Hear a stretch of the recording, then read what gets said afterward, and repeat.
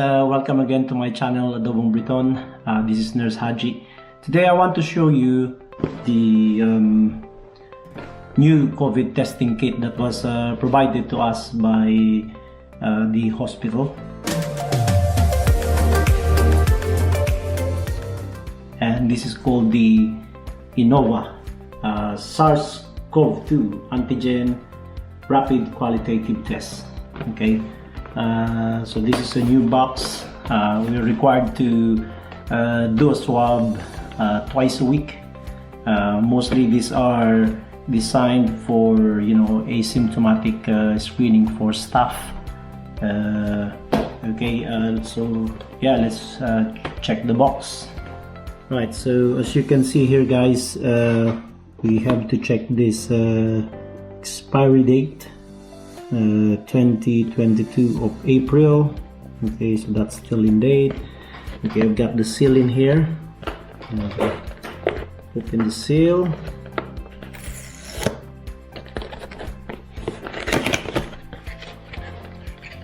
Okay, right, so inside the box, let's see, this information leaflet. Okay, there we go. And it should tell us inside what's in the box. We got these swabs.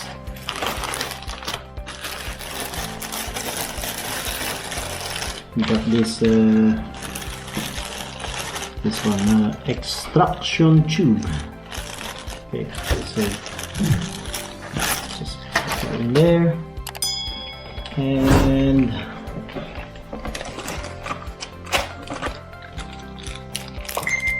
got these two bottles extraction solution. There you go, extraction solution. And we better check the date in there. Expires 2022/01/19.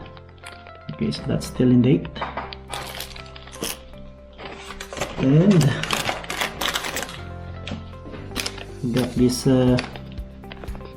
test cartridge. Okay, SARS-CoV-2 antigen test cartridge. Okay, so it says in there, inside the box, I've got 25 test cartridge, 25 of this extraction tube, 2 bottles of extraction solution, and 25 nasal swabs. Okay, so first of all, it's important that we wash our hands before the test to prevent any contamination on the specimen that we're gonna do. Alright, okay, so this time now, I've already washed my hands, and I've got my 70% alcohol here. Alright, just to make sure that everything is clean. Okay, before I open any specimen stuff in there. Right, guys, so these are the things that I need. I need the test cartridge, nasal swab, extraction solution, and extraction tube. Okay, and also I made this extraction tube holder. Okay, just to keep it here in place. So once I put the solution in there, I can put that steady in there. Alright, it's just a makeup one. Okay, so next thing is we've got our extraction tube. Okay, I'm gonna place it with this made up holder. Okay, so it's nice and steady in there. Okay, next thing we need to do is open the extraction solution. Alright, make sure we don't contaminate this, and then we'll add about 6 drops on this extraction tube. 1, 2, 3, 4, 5, and 6. Okay. Alright, we'll put this in place. and cover the extraction solution.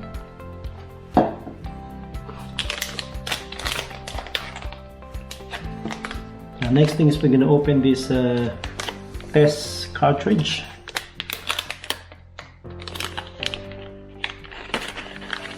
Okay, so the test cartridge look like this. Alright, there you go. Okay, so this is where we read the test results, and that's where we put the solution. Okay, right. Let's put that red in here. There you go. And then I'm gonna open my nasal swab. Okay, so please watch this instructional video on how to do a proper nasal swab. Performing a nasopharyngeal, the patient should be alert and cooperative. Allow them to first blow their nose. The patient should sit in a relaxed and comfortable position during the sample collection process. Tilt the patient's head back slightly and support it with your non-dominant hand. If necessary, lean the patient's head against a wall to minimize jerky movements. Stand slightly offset from the patient to avoid the risk of contamination in case of a sudden cough or sneeze. Be sure to advise the patient of potential discomfort during sample collection and let the patient know that they are welcome to close their eyes.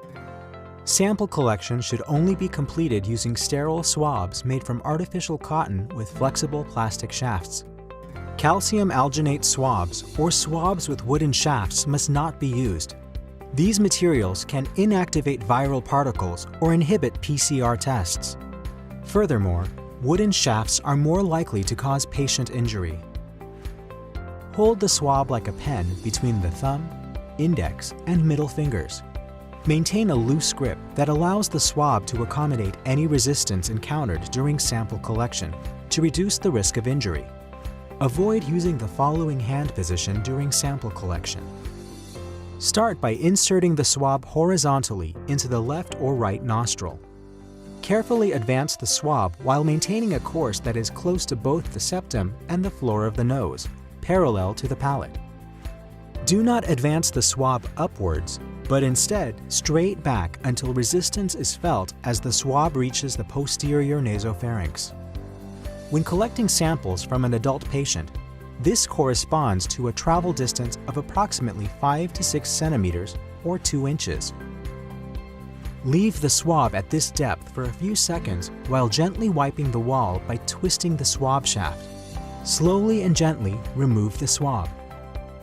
Immediately insert the swab into the sample collection tube, which may contain 2 to 3 milliliters of viral transport media. After the swab, okay, I've taken my nasal swab. I'm gonna pop that in there. The collection tube. And as you can see, okay, so we're just gonna squeeze this like 10 to 15 times in there, just to make sure that we get all our samples.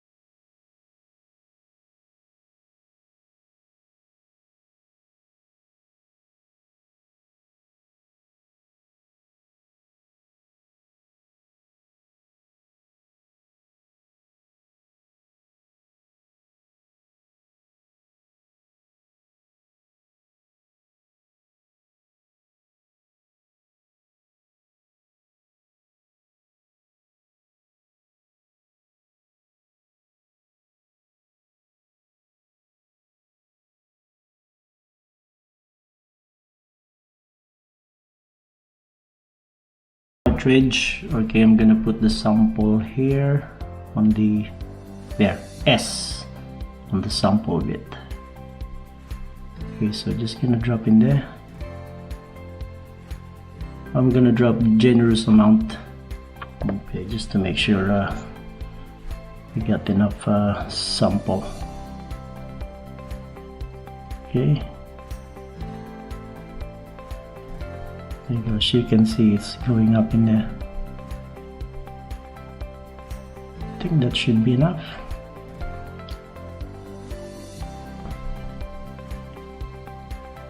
A little bit more just in case. Okay, so there you are, and we're gonna leave this for half an hour and we'll come back, you know, to see what the test results. Okay, so here you go, guys. This is the interpretation of the result. Negative result, there is coloration on line C only, showing as following picture, suggesting that there is no SARS-CoV-2 antigen in the specimen. Positive result, there are coloration on both lines C and T, showing as follow pictures, suggesting that there is SARS-CoV-2 antigen in the specimen. And invalid result, there is no coloration on line C, shown in the following pictures. The test is invalid or an error in operation occurred. And repeat the assay with the new cartridge as necessary. And guys, so it's been half an hour now since our testing. Okay, so the result comes back like this. So there you go, guys. That's how you test COVID swab.